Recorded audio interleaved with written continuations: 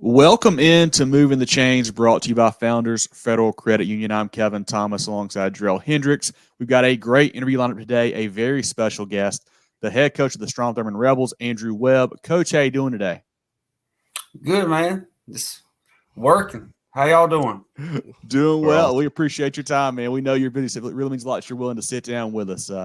If you guys are tuning in for the first time, we appreciate you. Check us out on Facebook, Twitter, Instagram, YouTube, etc. at Movin Chains, website movingchains.com, podcast on Apple, Spotify, Google, and more. Coach Webb is in his second season as the head coach of the Strom Thurmond Rebels, and he is 20-5 overall so far there. They are 10-2 this season and finished first in Region 3-2A. Coach, let's start talking about your coaching career. How did you get started and how did you get to where you are now there with the Rebels? I started coaching in 2004 at Clinton High School. That's where I grew up and played, and started coaching for Coach Andy Young. Coach Young is who I'm named after. So I played for him and then coached for him, and love my time coaching with Coach Young. We actually lost to Strom Thurmond in the 2005 state championship. So that was kind of – Strom Thurmond was always on a pedestal to me, and just kind of made my way up coaching. And after 2018, left and went to Saluda with my buddy Stuart Young and had a great 3 years there. And ultimately that's – my time at Saluda is what got me to Strom Thurmond. So, everything kind of happens for a reason sometimes. The coaching career, up and down, and highs and lows, but everything works out the way it's supposed to.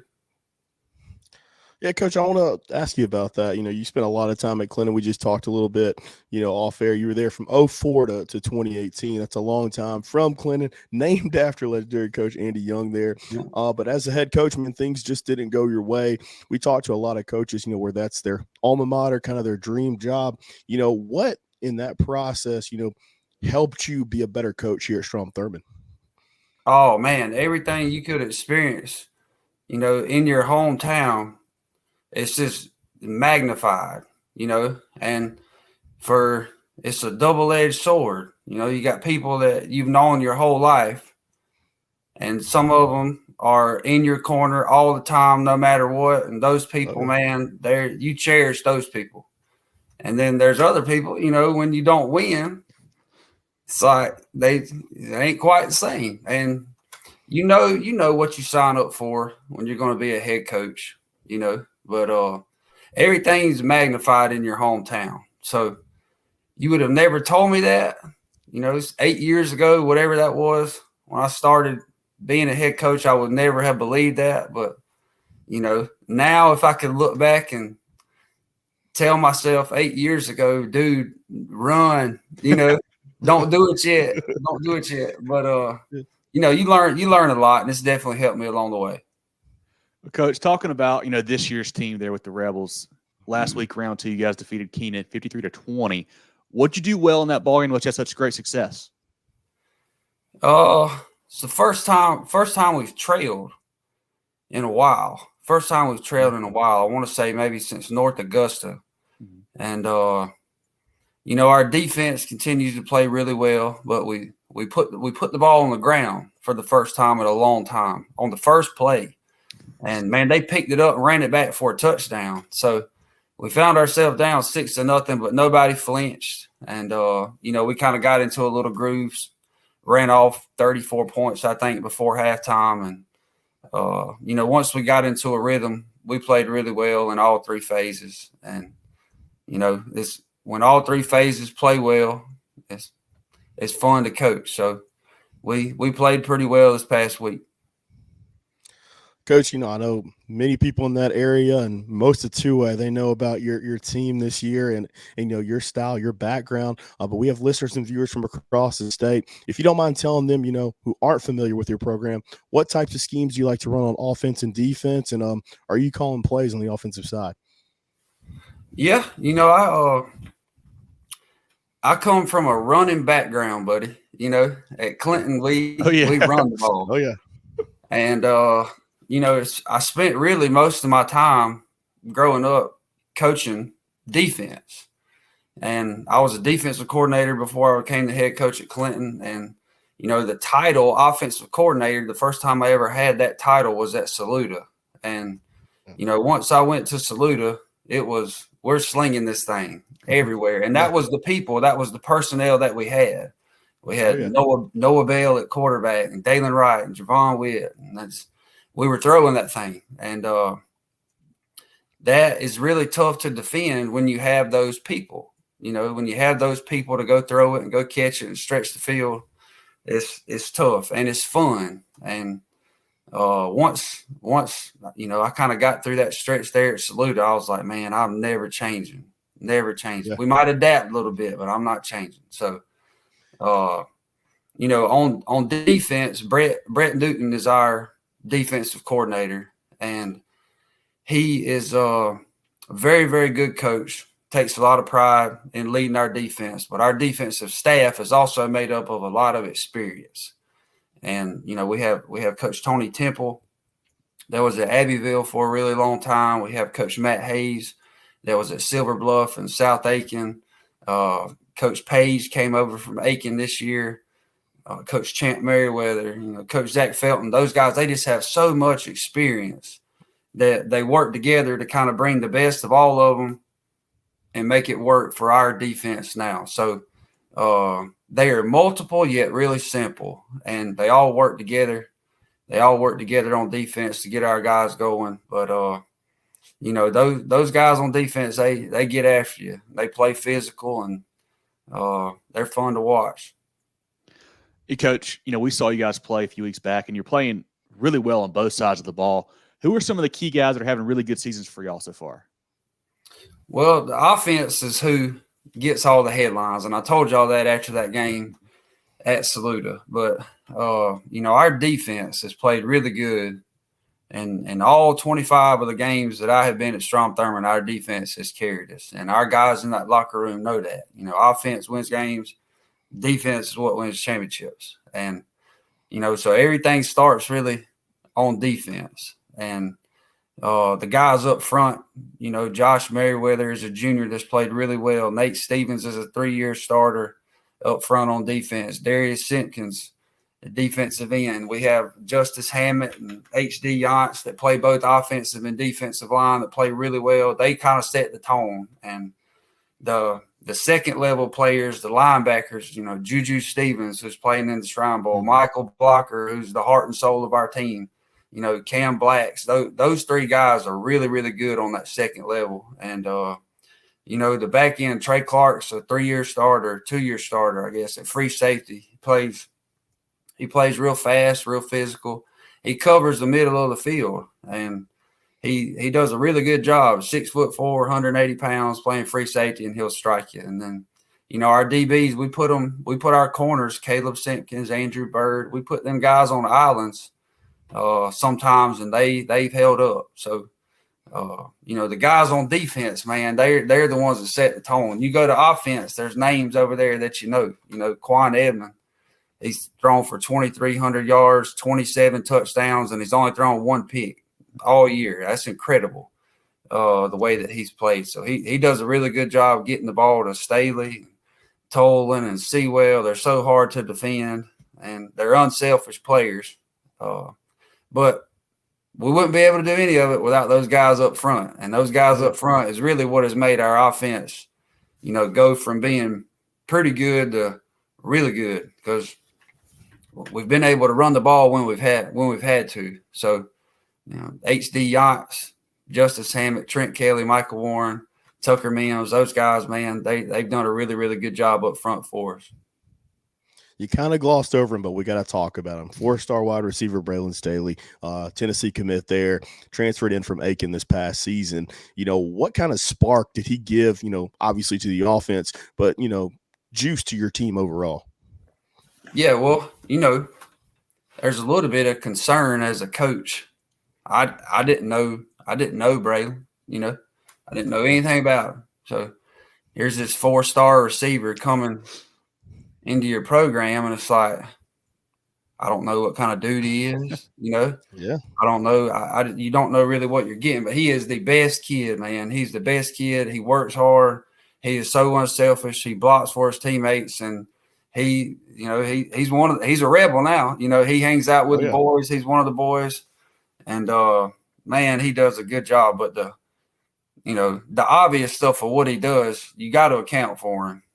And there's plenty of times throughout the season that he's seen double coverage, but when you have somebody like that can just take the top off of defense, it makes calling plays fun. And then not only him, but the other two out there with him can do it too. So, probably the biggest impact Braylon Staley will have is once he leaves here, there's juniors, sophomores, and freshmen that have watched that dude practice every day for a season. And, he practices like a 4-star football player should practice every day. And, he's a heck of a football player, and I'm glad he's on our team. Coach, like we said several times, you guys are having, a phenomenal season. Had a couple losses, but they were to bigger schools, earlier in the year. And how pleased are you with where your team is right now? Do you feel like you guys are kind of peaking at the right time, hopefully here in the late in the playoffs? Yeah, we've been playing really well. I think the thing that keeps me happy is we're practicing well. Sometimes if you're just winning, you can get lost on winning, but are you getting better? And our guys continue to practice well, get better, and we don't never play perfect. No game's going to be perfect, but man, we feel like we're continuing to get better, and all three phases of the game playing well. And we gotta try to keep playing. Got to try to keep playing our best, because now's certainly the time we need it. I got to catch myself. You mentioned all three phases of the game. We talked about offense and defense. You got some pretty good specialists on your team. I need to give them, some shout outs as well. Oh yeah. So Nate Nordine, my man, like this dude, he's not a normal kicker. He's not like he's not a head case. He's a football player that kicks. And I love it. He is extremely clutch. He kicked the game-winning field goal last year at Saluda. When we call on him, he's ready. He's the only field goal he's missed this year was from 52 yards on the last play of the half, I think, versus Silver Bluff. He made one from 50 at Midland Valley earlier in the year. Like he can swing it, and the job that he does kicking the ball into the end zone, when other people have to start at the 20, man, that is a weapon. So, Nate Nordine, H.D. Yance is our long snapper. Nate handles all the kicking. Braylon's, Chris Barnes, those guys, they're returning kicks. But we take a lot of pride in special teams. The we team, that's everybody. But they take a lot of pride in playing special teams, and they've been doing a really good job of flipping the field for us. Last year, Coach, you guys made it to the third round before, falling to that Saluda team. How much did that kind of fuel you guys in the offseason to kind of make this program want to take the next step here in 2023? Oh, no doubt. No doubt. When you get to the third round, it's almost you're not at the top of the mountain clearly, but you're high enough up there that you can see a lot. And when you get to that third round and you lose and you're done, it's like, man, I want to know what the top's like. You've been close, and it's like, darn, this is cool. But, man, our guys, the Monday after we lost that game last year in the third round, we were back working, and it stunk. It stunk. It hurt. But they were back working, and here we are a year later back in the third round, and we certainly hope that all that work and experience will pay off for us. You mentioned that here in the third round, again, your opponent's Gray Collegiate. I think this is probably the biggest matchup in the state, and a lot of big matchups, but yours is towards the top. What challenges, does that team present the War Eagles there? And, how's the preparation gone so far? I know we're only at Monday as time of recording, but how has the preparation progressed so far? It was good, man. The guys were locked in, ready to go today, Gray's a really good football team. They're well coached. They got good players. They're kind of one of those teams when you just look and you watch and you watch and you watch. There's not many weaknesses. They're a really good football team. But that's what the third round of the playoffs is supposed to be. You get here and you play good people, and you got to play your best. And you you're not going to play perfect, but you can't make a lot of mistakes. So they're a good football team, and it's going to be a heck of a challenge for us. But that's what the third round's supposed to be. Coach, you mentioned there, execution really. At this point in the season, I feel like you got a pretty good idea what the other team's going to do. There's not a whole lot of new wrinkles, maybe a few small things here and there, but how much more of an importance is just really placed on just doing your job, not making the big mistake, and really just executing on the simple stuff each week?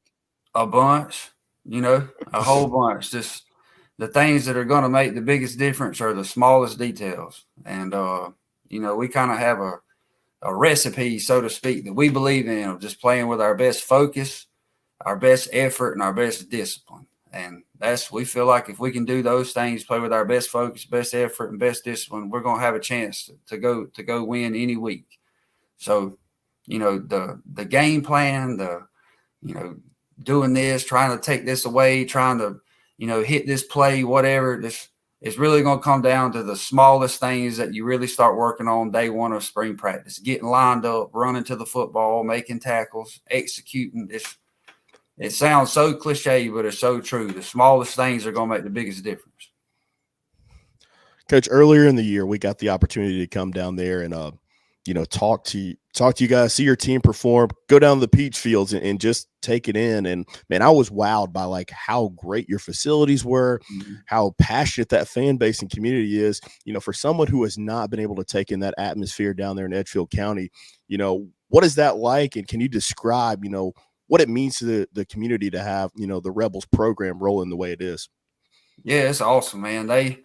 Edgefield County loves football. They love football, and they certainly support us.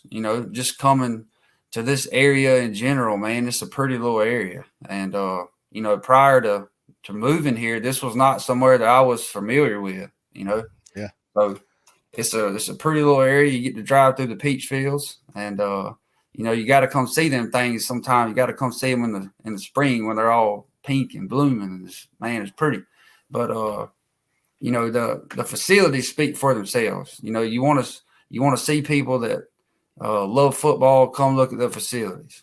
Some people can tell you they love football, and then some people you walk in and you say these people love football. And you see the stadium, you see the field house, you see how pretty the field is every week, taken care of. They take a lot of pride in the way that field looks. And I say they were doing that before I showed up. So that's something that I just try to continue to uphold. Let's take care of this thing. But the Jumbotron, the sound system, all of it, it is top notch. And it's hard pressed to say there's another 2A facility in the state that is like that. And that is not being boastful at all. That is just these people in Edgefield love football. And I am very thankful for it. And we are blessed to have the facilities that we do. Coach, we travel the state. We see, 4A and 5A facilities that aren't as nice as yours. So definitely understand that. And like you said, it's not being boastful. There is that distinct pride in those people down there. And you can definitely tell by how they upkeep that. Take your financial gain to the next level with Founders Federal Credit Union. Reach your full potential. Relax. Join Founders today. Visit an office near you or relaxjoinfounders.com to apply. Federally insured by NCUA, member qualification required. Coach, got a couple easier ones here before we let you go for the night. When you're loading up the bus here on Friday, heading over to Gray Collegiate, what's on that pregame playlist for you? Man, I really don't listen to music. I really don't. I just kind of go with the flow, man. I used to listen to all kind of music, but now, I just kind of ride on the bus, take it in. The boys have kind of got me. I guess when you hear "In the Air Tonight," that always make your heart beat fast. They've got me used to some Pooh Shiesty. I think that's how you say it. That gets my blood pumping a little bit, but I really don't listen to a lot on the bus. Coach, we're big foodies, and we ask every coach. We got to indulge on the Edgefield pool room, down there. And but what are some of your other favorite restaurants in that area?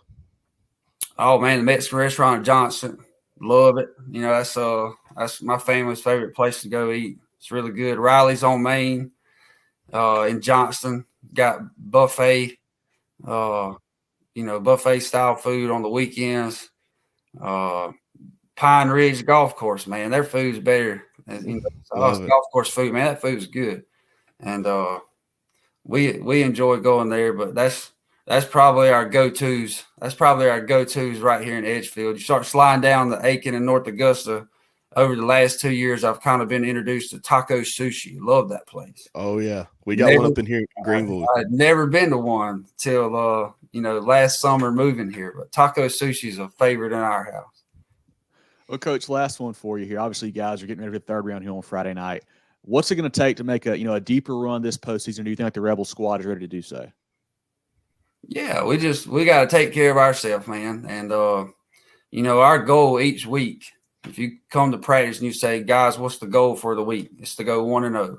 And it's been the same since the very first game of the season. Just we go 1-0. And, we try to take a lot of pride in playing to the Strom Thurmond standard of playing with pride, class, courage, and having an unmatched will to win. And those are things that when our guys lay their heads down at night, they have to be able to answer those questions. And ultimately, they are the only ones that know. Did you do these things to the best of your ability? And just playing, we got to play with our best focus, best effort, and best discipline. And if we do those things, I'm sure anybody, once you get to the third round, will say if they do those things as well as they can, they have a chance to move on. And we certainly feel like that. This week, last week, any week, if we do those things, we certainly feel like we got a chance. So. You just, at this point in the season, you just hope you play your best. You hope you play your best, and, we can certainly live with whatever result comes. Well, this has been great. I want everyone to go check out Coach Webb and the Rebels program on social media. They do a great job posting updates on their team, things like that. Like I mentioned, follow us on Facebook, Twitter, Instagram, YouTube, etc. at Movin Chains, website movingchains.com, podcast on Apple, Spotify, Google, and more. Movin The Chains brought to you by Founders Federal Credit Union. Jerel, anything else for Coach Webb to go tonight? Coach Webb, we just want to thank you so much. We know it's an extremely busy time this week, so appreciate you carving out a few minutes for us to talk to us and talk about your program. Wish you continued success. Been a lot of fun keeping up with your program the last couple of years, especially this year. You guys are got it rolling. Best of luck this week as you guys head over to West Columbia. We know it's going to be a fantastic game, and something tells me that me and Kevin are going to see you on Friday night. I appreciate it, man. Thank y'all for doing what you do. Certainly appreciate it. We appreciate it, Coach. Look forward to catching you here in a couple weeks, and best luck the rest of the way, all right? Thank you, buddy.